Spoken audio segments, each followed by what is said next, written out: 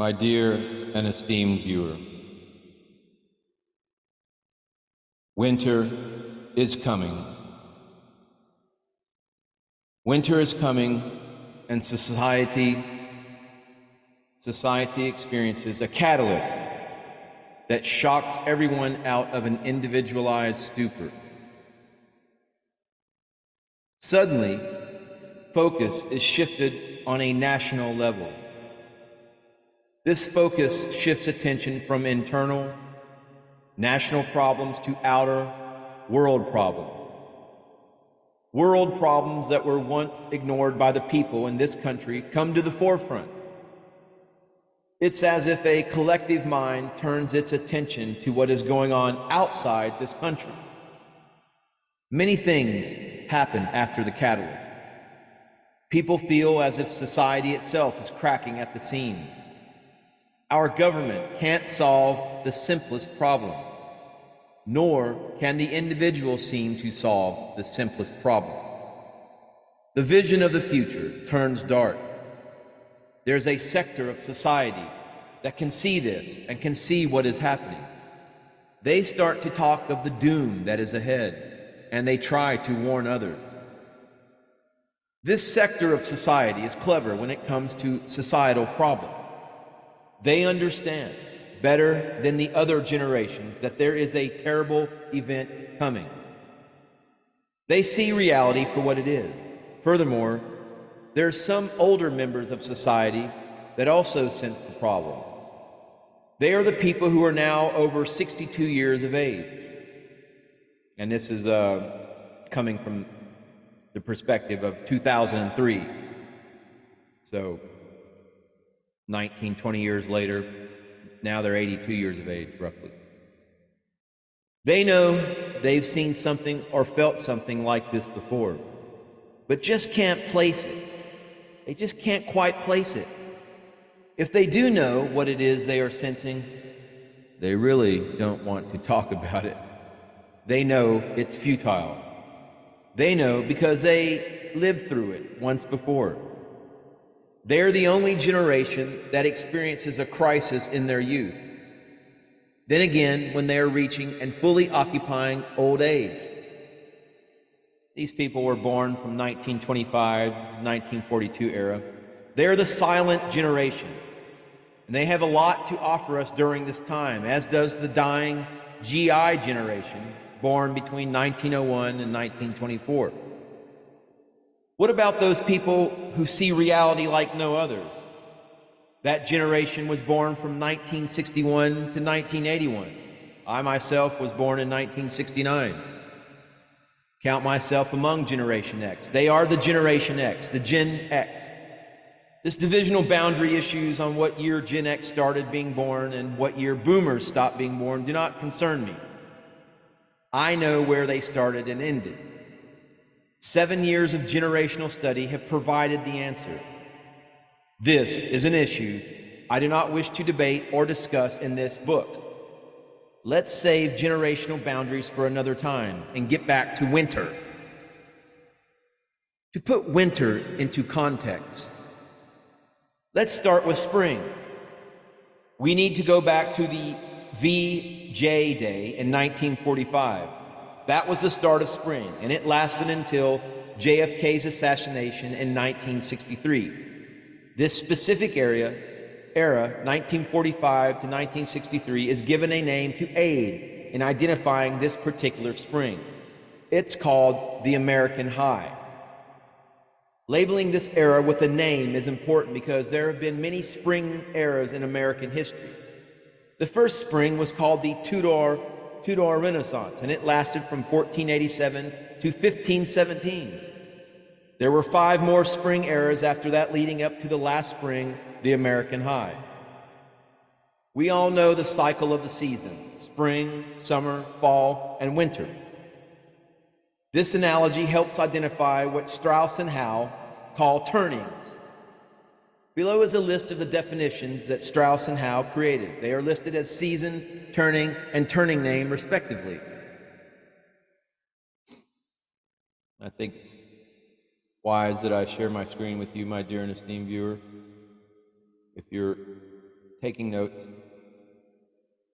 So we have the first spring turning,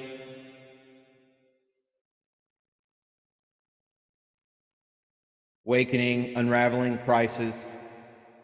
So high, unraveling, crisis. This is a complete list of all the turnings in American history. Appendix A. Moving back to the most current turnings in American history, we need to identify the era that came after the American high, 1945 to 1963. The next season is summer, and it is an awakening era. We have the years from 1964 to 1984 are called the Conscious Revolution. The years from 1985 to 2001 are called the Culture Wars. The years from 2001 to 2024 are called the Millennial Crisis. And as I've stated in the footnotes, the fall season ended 9/11/2001.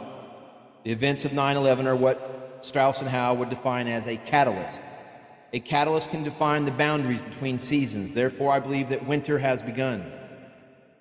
This is my theory and not Strauss and Howe's. However, we have not yet seen the defining event that is called the spark. I believe we know what the spark was. Keep in mind, this document was written back in 2003. And we're still within this millennial 2024 period, the millennial crisis, the years 2001 to 2024. So we're looking for the spark. When the spark comes, everyone will know that we are in the winter era. As a nation, we have experienced many sparks. The Charter Oak incident in 1687 ushered in the Glorious Revolution. The British raid on Concord and Lexington in 1775 led to the American Revolution. Lincoln's election and the Fort Sumter attack brought the Civil War. Finally, the last spark in American history was the attack on Pearl Harbor in 1941. All these sparks happened in winter eras, and all of them came after either one catalyst or a series of catalysts. I believe we've had our series of catalysts, and I believe our spark is Taiwan. I am from Generation X, and I would like to welcome you to winter. This is the time that my generational archetype, the nomad reactive, thrives. We are at our best during the crisis. How the heck would I know? Because it's all happened before. Yes, I am definitely a nomad reactive. Let's see what else we have here. Chapter 2, Winter in America. If we were just to look at the winter eras of the Anglo-American era, we would have the following: the War of the Roses, the Armada Crisis, the Glorious Revolution, the American Revolution, the Civil War, the Great Depression, and World War II, Millennial Crisis, 2024. The American era begins with the Glorious Revolution. Each era carries catalysts that start the winter season, a spark that ignites the fury and climax to mark the ending. The following is a list of the American winters and their catalyst, sparks, and climaxes. So here we have a list, my dear and esteemed viewer. The surrender of New York, catalyst; King Philip's War, Bacon's Rebellion, Charter Oak, American Revolution, Stamp Act, Townsend Duties, catalyst; Boston Tea Party. Sure, that was a great party. Coercive Act, British raid on Concord, Yorktown climax. A little bit before my time, some of these events. Publishing of Hinter Helpers, the impending crisis of the South, Dred Scott decision, catalyst; John Brown raid and execution, catalyst; Lincoln elected, spark; Gettysburg climax; Depression in World War; Black Tuesday, stock crash, catalyst; Pearl Harbor spark; D-Day climax. What's truly scary about the winter era is the alignment and the age locations of the generations alive during the winter era. So we have the starting lineup. What is it about the age locations of the generations during winter? First, I need to identify the 4 generational archetypes as put forth by Strauss and Howe. And this is from their book, The Fourth Turning, if you haven't caught on by now. But second, I need to distinguish the differences between generational archetype and generational name. The 4 archetypes are as follows: the hero, civic; the artist, adaptive; prophet, idealist; nomad, reactive. The generational name is identified as follows: silent, boomer, Gen X, millennial. Put it all together with the generations alive today, and you have the following: the silent artist, adaptive, 1925 to 1942; the boomer, the prophet, idealist, 1943, 1960; Gen X, Nomad, Reactive, 1961-81. Millennial, Hero, Civic, 1982. People that were born between 1982 and 2001. The last thing you need to know is age, location. There are four as follows. Elderhood is 63 to 83. Midlife is 42 to 62. Rising adult, 21 to 41. Youth, 0 to 20. Put it all together again as follows. Silent artist adaptive. They are in the elderhood, 63 to 83. We have the boomer, prophet, idealist, 1943 to 1960. Midlife, 42 to 62. We have Gen X, Nomad, Reactive, 1961, born between 1961 and 81. Rising adult, 21 to 41. Millennial. So what's fascinating about all that? Well, in each winter since the Glorious Revolution, the age locations of the archetypes have all lined up approximately the same way they began lining up in late 2001. The Glorious Revolution was a bit skewed, but this is not a microscience. It's a macroscience.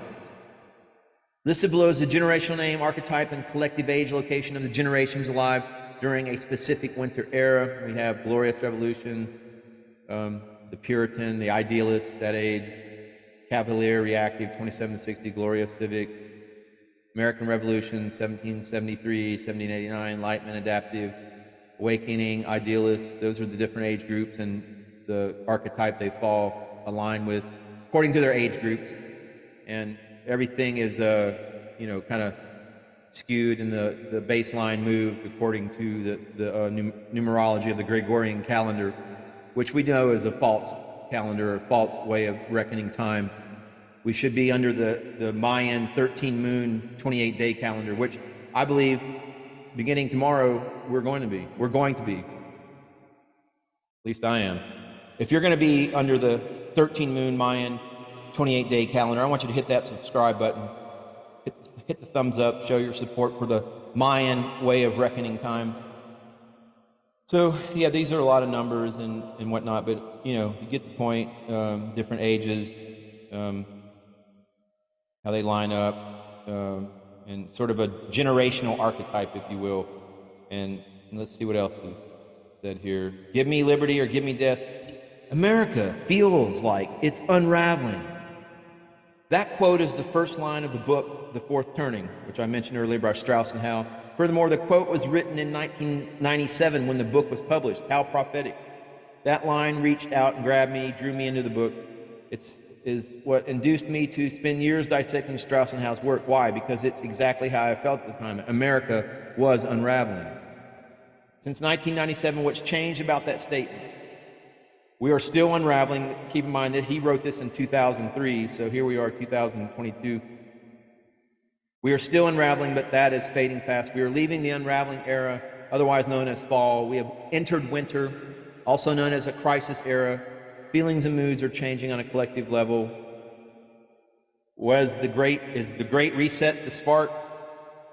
Or is the spark yet to come in the form of warfare? They're kind of dancing around with what they're trying to accomplish with the global elite, Illuminati, wanting to kick off a World War III to hide the Holocaust that came from all this stuff. And I think if they haven't achieved their aim for the spark of mass global warfare, then they're going to make it happen with Taiwan and China, I believe. Leave your comment on what you think the spark might be. You get the idea of this video. We have entered winter, also known as crisis era. Feelings and moods are changing. Other questions beg to be answered right now. What is happening to this country? Why are we seemingly splitting into factions of different beliefs? Why does one faction see what is happening and one faction completely disregards the signs of the crisis, the awakened versus the unawakened, the people who still support the deep state and just are, tie in to the whole divide and conquer strategy that's been going on? And I'm not getting into politics, but it's really smoke and mirrors, this bicameral system of politics. It's like professional wrestling. You cheer for your favorite wrestler, and these guys are battling it out on the stage and this big dramatic brawl that's taking place. But after the match, they're slapping each other on the back and whatever. It's the same thing with politics. It's just professional wrestling for the masses. Why do we feel financially comfortable one sense and seemingly in the same that feel uncomfortable? We feel calm one minute, next minute there's panic. We sense the changes around the leaders of the country. But see, really, I'm going to go on and stop it there, because really the point of what this person who wrote this document and who's sort of speaking for the masses, I guess, if you're looking to leaders, if you're looking to a political structure as your savior, if you're looking to politics as your sense of well-being, well, you're missing the point. Point is, with the new earth and ascension process, as you become self-empowered, and once you're connected to intelligent infinity, you're guided. You're guided by the infinite prime creator, the divine grid programmer, and the Christed extraterrestrials. That's my belief. Angels, Christed extraterrestrials, same thing. It's the same thing. I don't know if there's this Project Bluebeam that's supposed to happen and whatnot, but I know just as there are good and bad people, there are people with bad energy or negative intentions, and who are looking to displace something that may be of value to you, your life, perhaps. They're the same energy stratum with the extraterrestrials. From good and benevolent intentions to nefarious intentions of enslavement, of looking at us as food. And it's usually the extraterrestrials that are the dominating type who have chosen fear, the path of fear and domination and this locked down hierarchy, and they can't create anything for themselves. They've severed their connection to source, and they don't have love within their matrix. And so those who have chosen love, the path of love, and maintain a pure open conduit to source, and are guided by source and all that, those are the ones who, through their heart chakra, open heart chakra, and the union of mind and the heart, are operating within love and are on the golden timeline to ascension and new earth. But so, this document that I was reading from and sharing, it is somewhat relevant. I understand there's a lot of, if you're following only the mainstream media and looking at world events from what they're providing to you, then that document be very relevant. And not that it's not relevant for anybody else, because even though that we're going to be in 5D Earth, new Earth, in the golden Earth timeline, we're still going to be contending with the 3D, the people trapped within the third dimensional, digital matrix and their reality.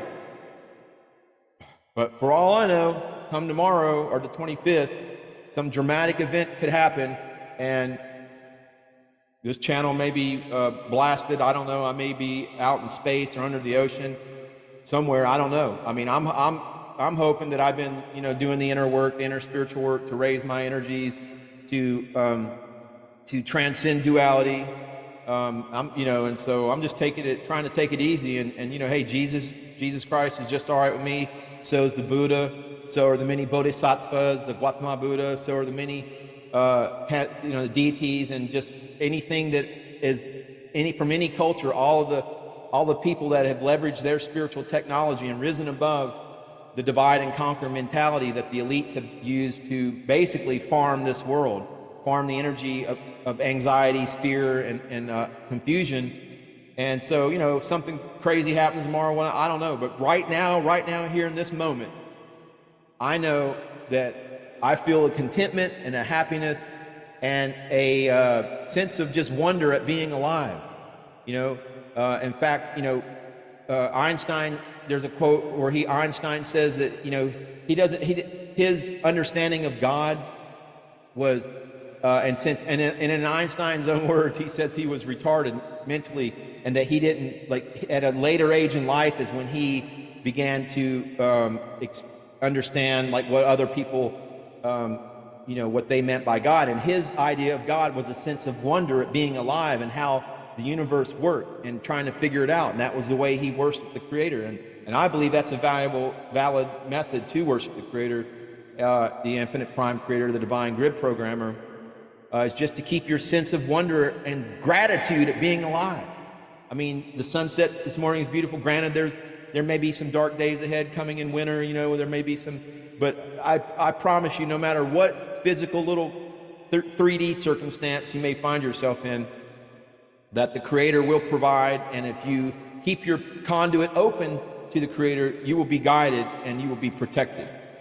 And certainly if you hit that subscribe button, that will be the case. Namaste. Namaskar.